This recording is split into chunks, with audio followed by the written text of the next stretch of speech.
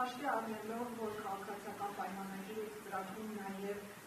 դրել է այդ դրույթը կաթողիկոսի փոխել, հնարավոր է, որ իսկապես դատարանները լսեն իշխանությանը, դատարանը իրավասություն կալանքի տանեն կաթողիկոսին։ Դատարանը իրավասություն չունի վեհափառի ուղղությամբ, հայ առաքելական եկեղեցու եռարխիայի ուղղությամբ որևէ որոշում կայացնելու։ Այդպիսի անօրինակ բան չի եղել։ Այսօր մեր գործընկեր պարոն Վարդևանյանը հայտարարեց, որ օրինակ Ռոմի Ֆրանցիսկոս Պապը հայտնի է եղել ամենաշատը քահանա կարգալույծ անելու իր հրամաններով և չի եղել որևէ երկրում որևէ դեպք,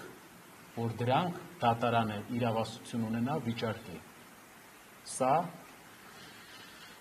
սահմանադրության այն կետի, որ եկեղեցին և պետությունը անջատեն, խախտում է։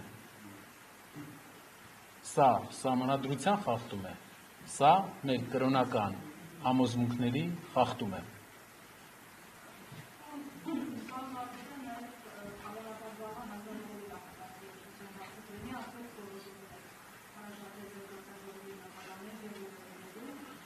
Թույլ տվեք այս ճեպազրույցի շրջանակներում